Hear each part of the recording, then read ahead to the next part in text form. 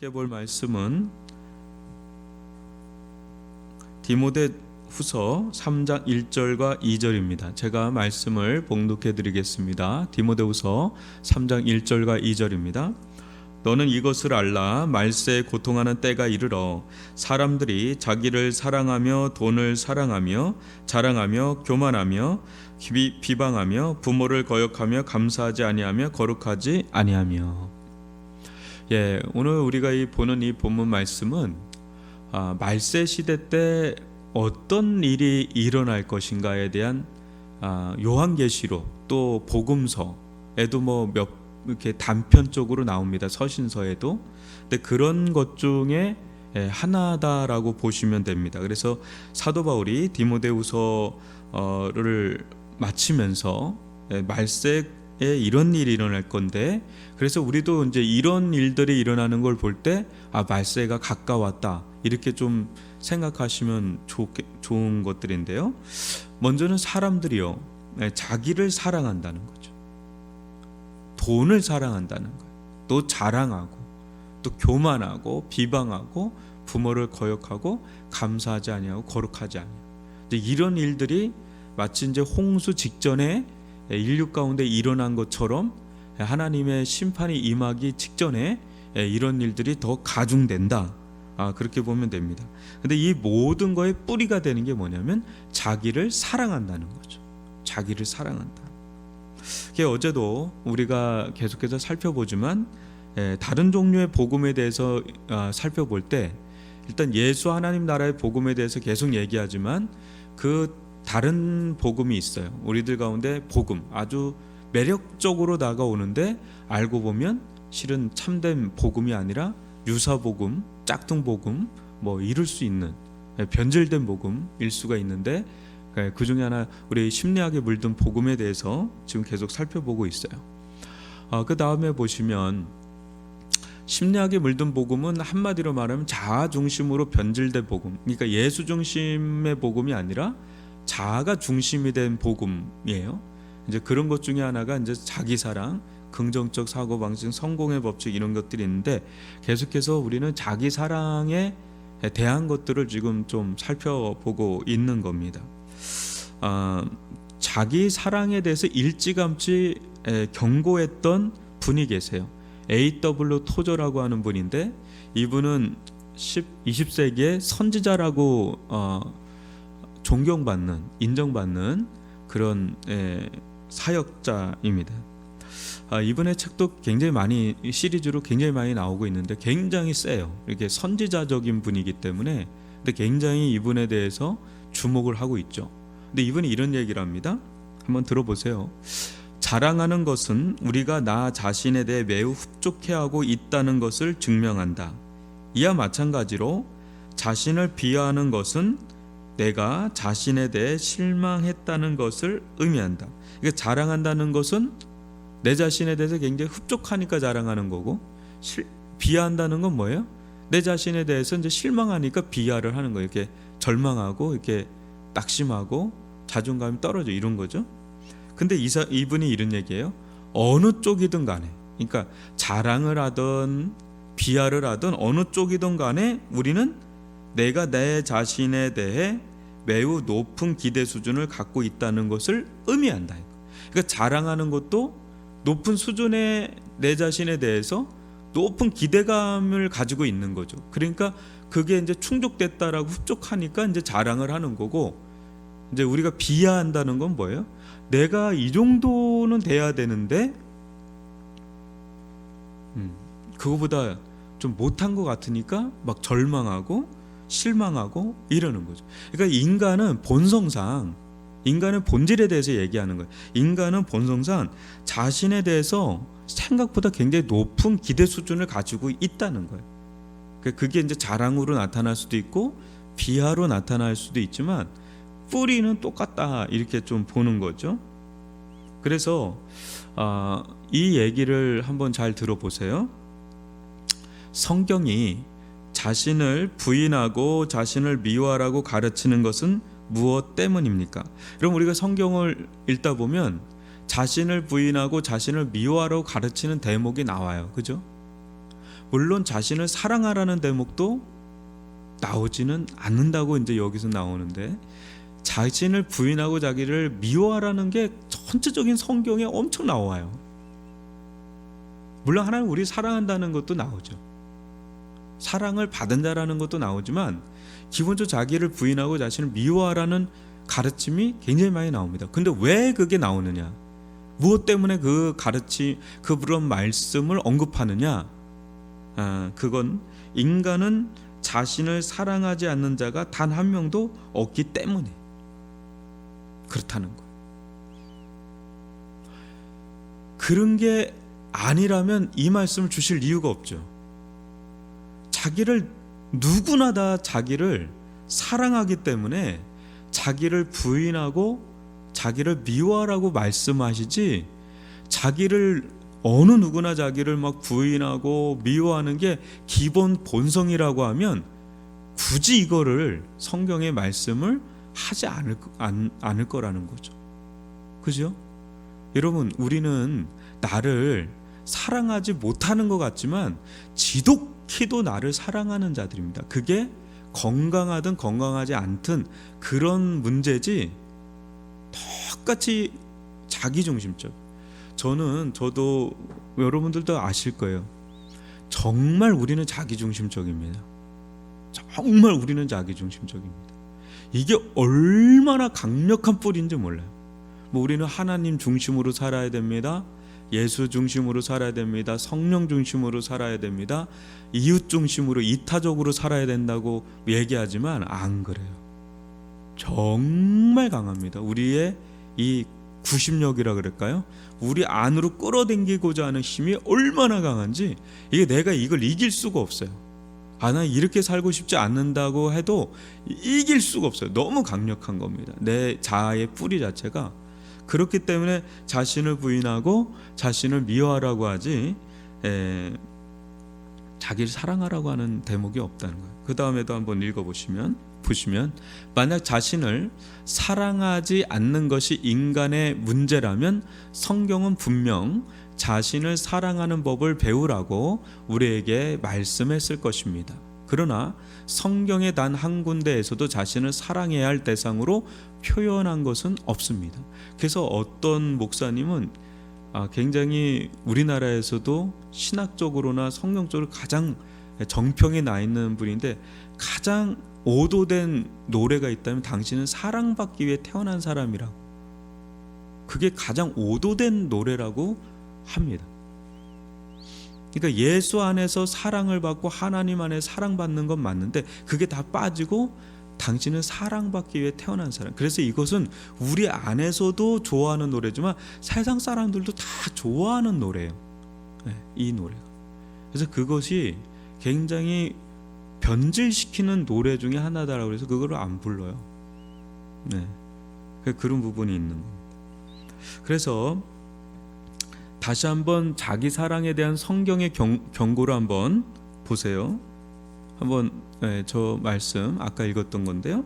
너는 이것을 알라, 말세에 고통하는 때가 이르러 사람들이 자기를 사랑하며, 지독히도 자기를 사랑하는.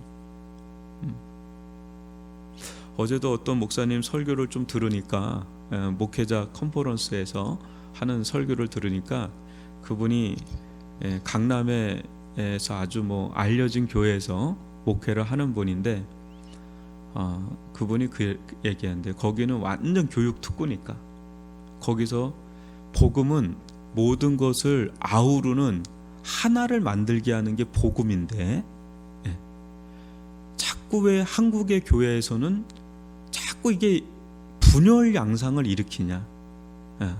그러니까 지역도 더 분열 양상을 일어나고, 또 정치적으로도 그렇고 또 교육적으로 들어가도 그렇고, 계속 이 인서울과 인서울이 아닌 것과 너무 또 차이가 나는, 계속해서 이 차별성.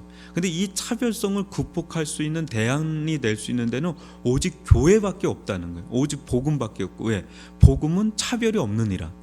복음은 모든 막힌 담을 헐고 성소의 휘장이 찢어져서 하나가 되게 하는, 하나님과 우리와 하나를 이루고 사람과 사람과의 관계도 하나를 이루는 게 복음이고 교회의 힘인데, 어찌된지 이 대한민국의 교회는 이 부분이 너무 상실돼도 상실됐다는 걸 한탄하면서 본인 교회에서, 그 강남 한복판에 아주 유명한 교회인데, 제발 자녀들을 인서울로 보내지 말고 지방으로 보내라.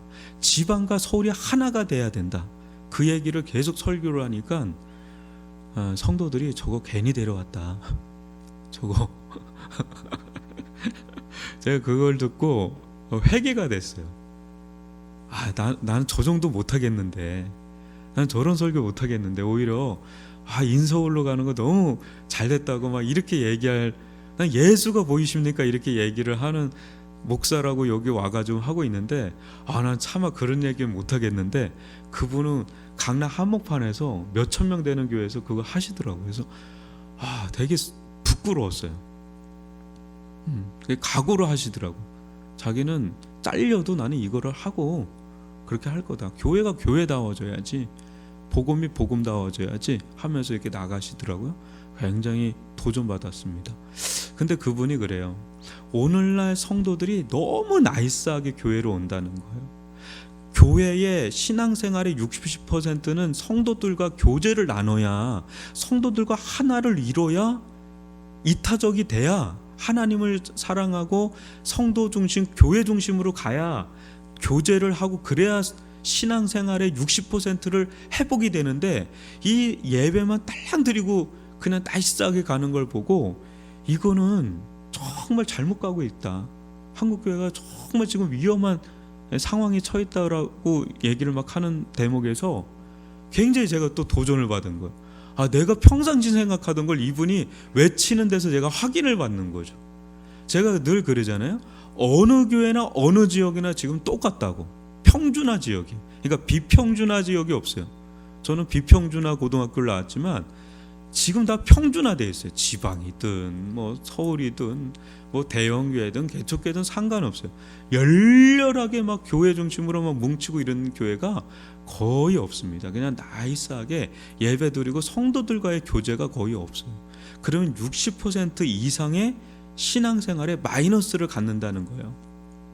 굉장히 공감이 됐어요. 그런 공감. 또 하나를 얘기하는데 이것도 제가 너무 도전이 받았어요. 통하더라고 이분하고는. 저는 이 유명한 목사님입니다. 저 얘기하면 아시는 분이에요. 이분 뭐냐면, 한국교회의 또 하나 문제가 뭐냐면, 교회 머릿돌, 모퉁이돌은 예수인데, 모퉁이돌은 모든 게 다 연결되지 않습니까? 예수야 되는데 다 자꾸 목사로 만든다는 거예요. 목사로 다 연결돼서. 그래서 스타 목사가 오면 확 일어나고, 그분이 어디론가 사라지면 교회가 막 휘청휘청하고 큰 혼란에 빠지고 무너지고. 이게 교회냐 이거예요. 이게 예수 중심의. 그래 제가 얘기했던 거 다 하고 있더라고요. 굉장히 도전이 됐어요. 그래서 자기는 이게 안 되면 그 교회가 많이 모여도 행복함이 없다고 그래요. 자기는 그거 하기 위해서 여기 왔다라고 얘기를 막 하시는데, 잘릴 분이 아닙니다. 굉장히 지금 주목을 받는 분이기 때문에 아주, 저는 이런 분이 제 선배로 있다는 것 자체가 저한테는 되게 용기가 되고 이정표가 되고 길라잡이가 되고 그래요. 그런데 그분도 얘기하는 게 뭐냐면, 오늘날 가장 뿌리가 깊은 게 뭐냐면 이 자기 사랑이 너무 강화된 거죠. 그래서 마가복음 12장 31절이 굉장히 해석이 오도됐다라고 보는 거예요. 이제 그분이 얘기한 게 아니라, 이제 이 말씀이 오늘날 심리학에 물든 기독교에서, 물든 복음에서 가장 이 말씀이 오도된 거예요. 이 뭐냐면, 둘째는 이것이니 내 이웃을 내 자신과 같이 사랑하라 하신 것이라. 이보다 더 큰 계명이 없느니라. 이거를 대부분의 설교자가 어떻게 설교를 하냐면 다음과 같이 설교한다 그래요. 한번 보시면, 그러니까 네가 너를 제대로 사랑하지 않으면 너는 이웃도 사랑할 수 없는 존재야. 남을 사랑하려고 애쓰기 전에 너부터 먼저 사랑하려고 애를 써야 해. 여러분, 이게 맞는 설교 같으세요? 아니면 틀린 설교 같으세요? 이 우리가 전에 마가복음 12장 31절 내 이웃을 내 자신과 같이 사랑하라 라는 이 대목에 대한 설교인데, 이 설교가 과연 올바른 설교 같습니까? 아니면 그릇된 설교 같습니까? 분별을 어떻게 여러분 하십니까? 은혜가 됩니까? 아니면 뭔가 something wrong, 뭔가 잘못됐다, 어떻게 보세요? 아니에요. 대부분은 이거에 은혜 받고요. 대부분 요즘에는 대부분 이렇게 설교하고 이렇게 은혜 받습니다. 그래서 당신을 먼저 사랑해야 돼요. 거기 하나 더 덧붙이죠. 하나님 당신을 사랑하니까. 복음은 당신을 사랑한다고 하니까 당신을 사랑할 자격이 있어요. 하면서 좀 이렇게 덧붙이죠. 또 이렇게. 근데 이게 이런 영향이 어디에 영향을 미치냐면 상한 감정의 치유라고, 저희 세대 사람은 이거 압니다. 요즘 세대는 모르지만 데이빗 시멘즈가 아주 선풍적인 열풍을 일으켰던 내적 치유의 교과서예요. 그죠? 아주 오래됐고 이건 누구나 다 읽었을 거예요. 저도 읽고 그래서 굉장히 은혜 받고 그랬는데, 여기 이렇게 데이빗 시멘즈도 이런 얘기합니다.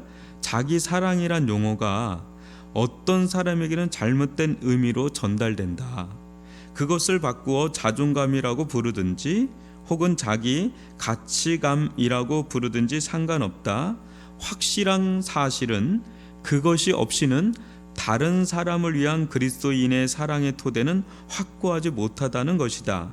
많은 그리스도인들이 이러한 사실을 이해하지 못하고 그것을 정반대로 생각하는 오류에 빠지고 있다.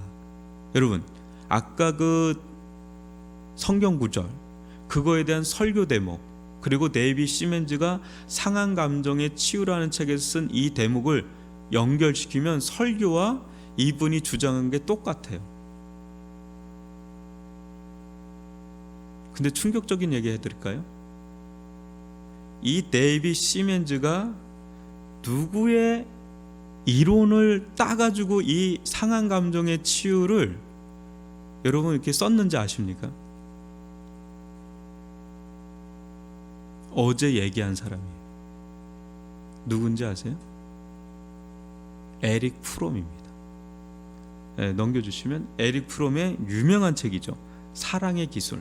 이 사람은 심리학자인데 자기 사랑의 심리학 이론서를 낸 사람이에요.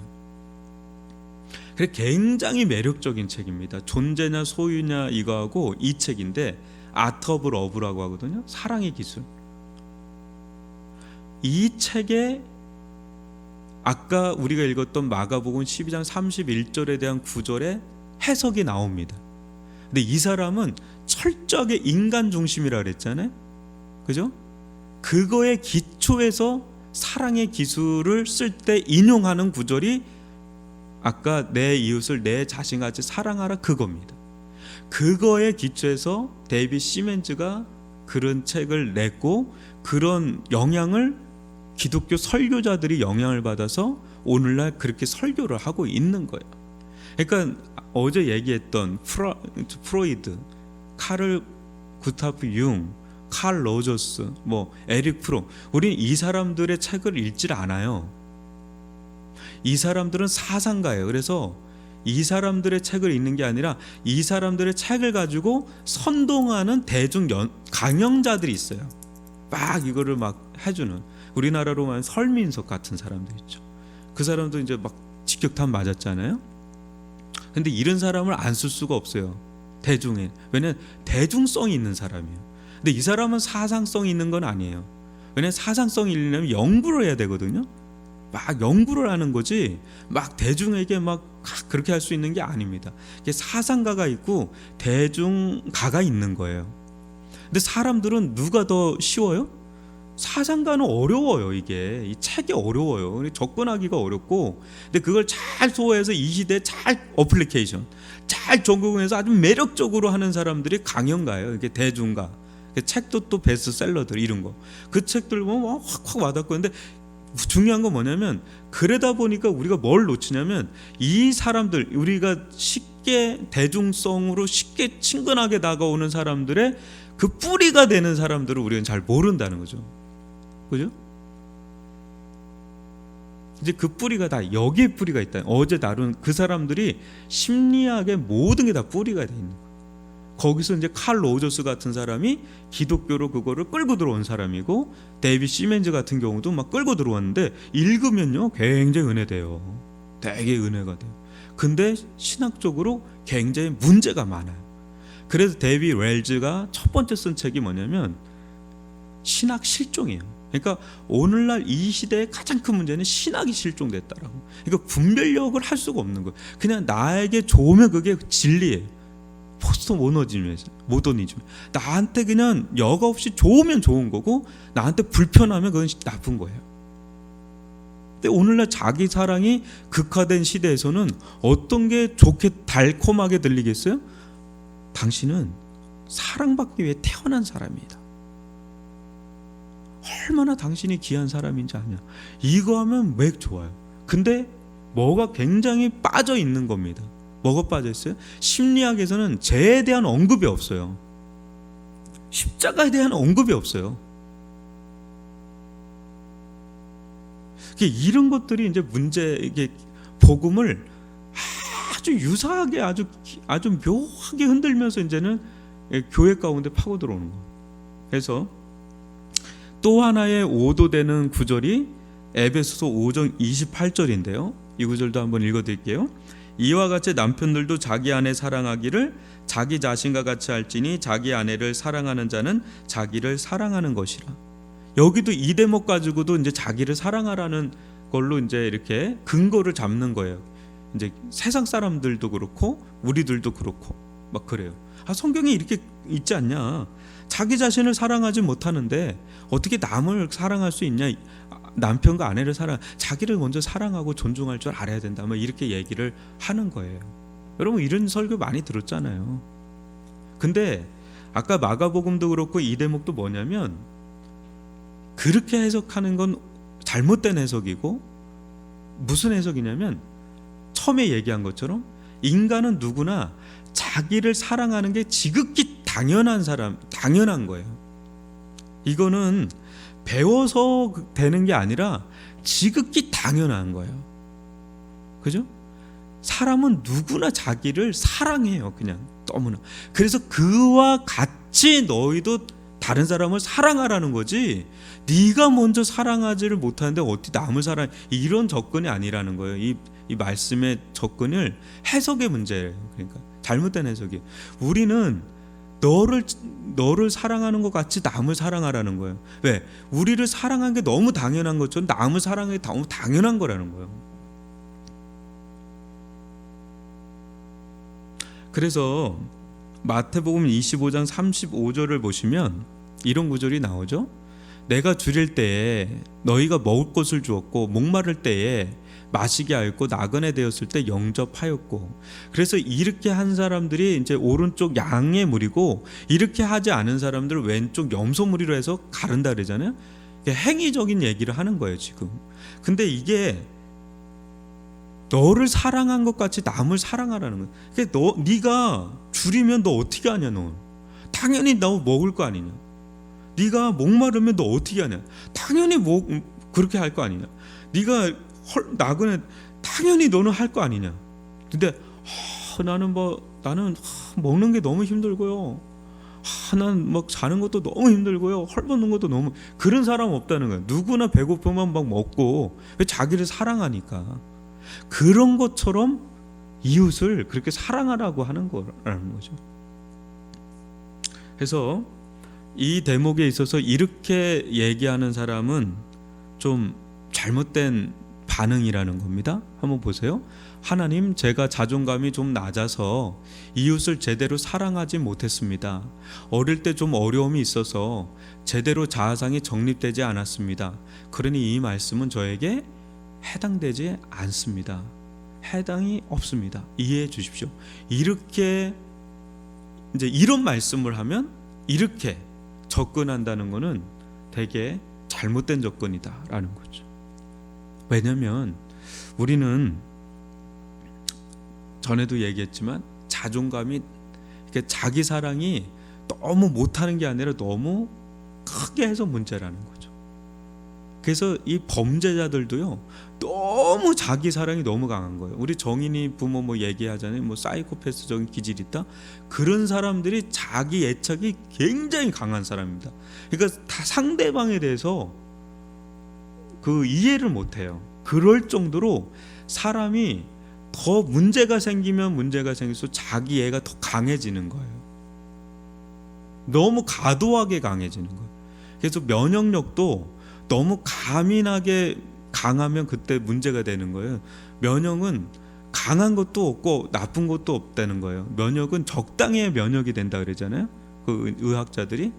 그래서 우리는 나를 사랑하는 것 같이 남을 당연하게 이렇게 사랑해야 된다는 그 가르침이라는 거죠. 그런 데서 오히려 성경의 가르침은 지독히도 자기중심이기 때문에 남을 사랑하지 못하는 거예요. 그래, 너를 당연하게 사랑하는 것처럼 남을 사랑하고 하나님 사랑하는 게 당연한데 그걸 못한다는 거예요. 왜? 너무 자기 사랑이 너무 강하니까. 그래서 성경은 뭐라 그래요? 마태복음 16장 24절 보시면 예수께서 제자들에게 이르시되 누구든지 나를 따르려거든 자기를 부인하고 자기 십자가를 지고 나를 쫓을 것이다. 이게 기독교 복음이라는 거죠. 근데 이때 참된 자기 사랑도 구현이 되는 거예요. 자기를 부인하고 자기 십자가를 질 때 내가 사라지고 없어지고 고행을 하고 금욕생활하고 이게 아니라 예수를 따라가면서 자기를 부인하고 자기 십자가를 지는 삶 속에서 진정한 하나님 사랑, 또 진정한 자기 사랑, 진정한 이웃 사랑이 여기서 구현이 되면서 그야말로 사랑의 실현이 진짜 오는 거죠. 성경이 그렇게 얘기해요. 근데 이거를 다 잘라버리고 그냥 네가 사랑받기에 합당한 자야, 너는 너를 사랑, 계속 그 얘기를 한들 문제가 해결되는 게 아니라 더 많은 문제가 계속 일어난다는 거예요. 왜? 자기 자아가 너무 강하니까 부딪히잖아요.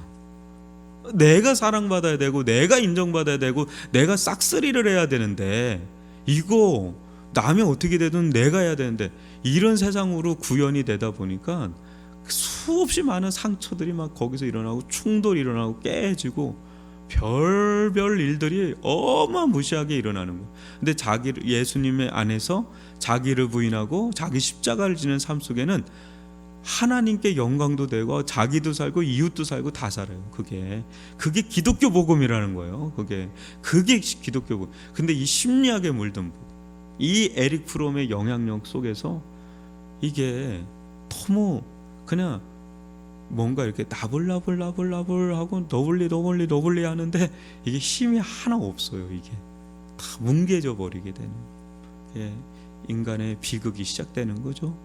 인간의 비극은 뿌리는 뭡니까? 하나님을 떠나는 데서 오는 거잖아요. 하나님을 떠난 인간은 지독히도 자기 중심이다. 근데 이것이 시간이 갈수록 더 강해질 거다라는 거, 말세로 갈수록. 우린 거기에 저항해야 되겠죠. 그래서 심리학에 물든 복음은요, 굉장히 우리 마음과 생각과 가치관에 굉장히 파고 들어와 있어요. 얼마나 많이 파고 들어와, 공동체 안에도 얼마나 강하게 파고 들어왔는지, 어떤 성도가 뭐가 됐다 그래도 그래? 만약 큰 교회다 그래, 그런 일이 있어? 누구지 그 사람? 안 됐다, 아이고, 뭐 이런 거 정도예요. 내가 중요한 거, 내가 아니면 괜찮아. 우리 교회가 괜찮으면 되고 남의 어떤 교회, 다른 교회가 그 상관없고, 이게 지독한 자기 사랑이 얼마나 지금 팽배해져 있는 시대인지 우리가 가늠할 수 있는 겁니다.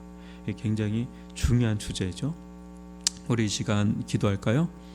자기를 부인하고 자기 십자가를 지고 하나님의 사랑을 우리가 경험하고, 하나님을 또 우리가 사랑하고, 내가 나를 사랑하는 게 너무나 당연하듯이 하나님을 사랑하고 이웃을 사랑하는 그런 삶을 살아갈 때, 그때 하나님의 나라가 이 땅 가운데 이루어지는 거죠.